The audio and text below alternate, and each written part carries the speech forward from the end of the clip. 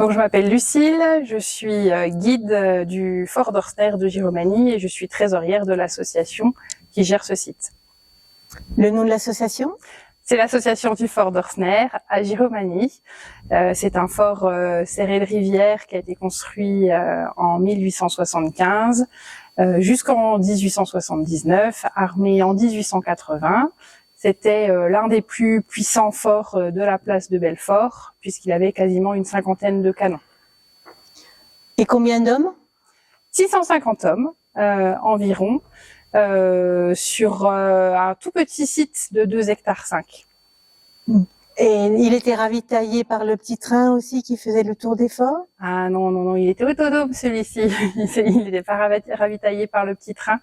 Il était par contre prévu pour tenir un siège de 3 mois en complète autonomie. Donc c'est pour ça que nous avons les citernes d'eau, les réserves de nourriture, de munitions pour tenir 3 mois. Et puis il y avait même notre propre four à pain. Donc l'association du Fort d'Orsner a été créée à la suite du rachat du fort par la commune à la fin des années 1980. Donc elle s'est créée en 1990. Au début, c'était des bénévoles du syndicat d'initiative qui ont commencé les premiers travaux de restauration du fort.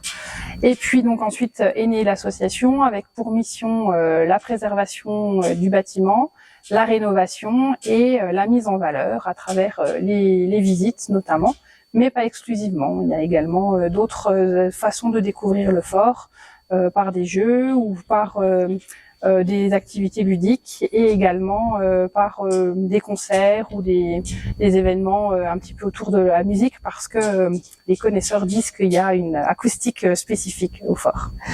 Et ce programme, on peut dire touristique, il a vraiment commencé quand ?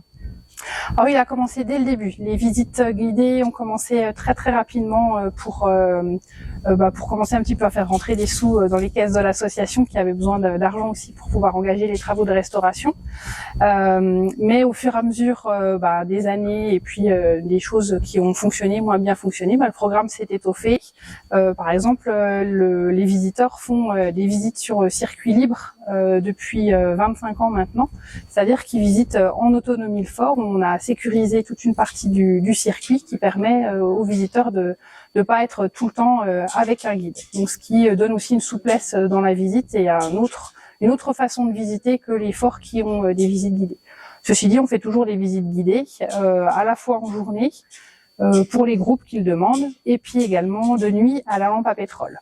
Donc ça, c'est pour pouvoir se replonger un petit peu dans l'ambiance du passé. Alors, racontez-nous une visite guidée à la lampe à pétrole.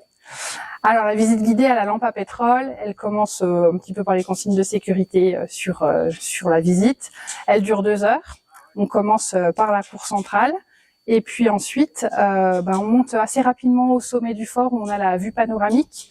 On permet comme ça de se repérer d'un point de vue géographique, d'un point de vue stratégique, de comprendre un petit peu le fort par les dessus. Et puis ensuite, le soleil se couche et donc là, on va s'engouffrer dans le bâtiment. Et donc là, c'est que la lumière de la flamme qui va venir permettre aux visiteurs de visiter. On voit que finalement, contrairement à la lumière artificielle où on arrive à avoir des grands, plusieurs mètres où on arrive à voir devant, là, la flamme, on voit que quelques 50 centimètres autour de soi. Donc l'effet groupe permet d'avoir une bonne visu.